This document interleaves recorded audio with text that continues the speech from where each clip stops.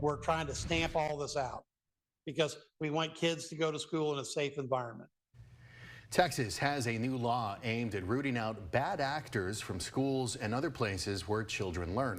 Investigator Kelly Wiley reports another bill sparked by a KXAN investigation is inching closer to the governor's desk that lawmakers say attempts to close every loophole in the state's do not hire registries. Texas Governor Greg Abbott signed Senate Bill 1437 this week. It'll become law September 1st, allowing the Texas Juvenile Justice Department to designate former employees or volunteers permanently ineligible for certification if they engage in conduct that threatens juvenile safety. Last year, KXAN found records showing that TJJD allowed a former corrections officer, Isaiah Smith, who the agency was investigating for alleged sexual misconduct, to resign and remain eligible for hire weeks after firing him. Records show TJJD's board eventually voted to make Smith ineligible for rehire, but it was more than a year after the settlement and after Smith was arrested and charged for a separate allegation of indecency with the minor. The board's vote also came months after the agency determined he had an inappropriate relationship with a minor at one of its facilities. The agency told us the decision to make him ineligible was not because of his arrest, but because the process to do so was already underway. Our investigation also revealed how Smith was able to get a tutoring job at a public school, all while being investigated by a state agency.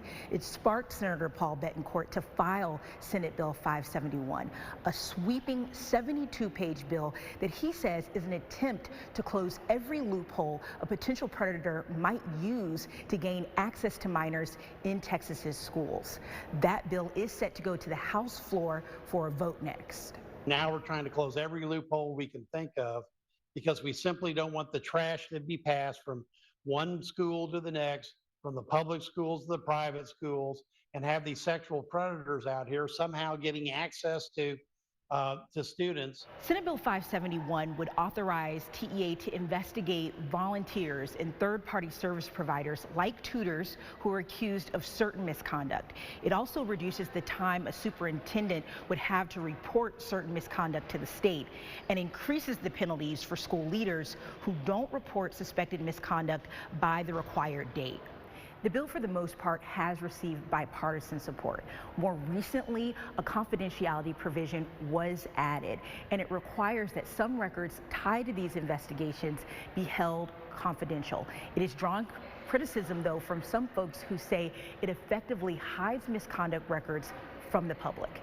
At the state capitol, Kelly Wiley, KXAN Investigates. All right, Kelly, thank you very much, and we will continue to keep tracking that bill and keep you updated in the investigative section of KXAN.com.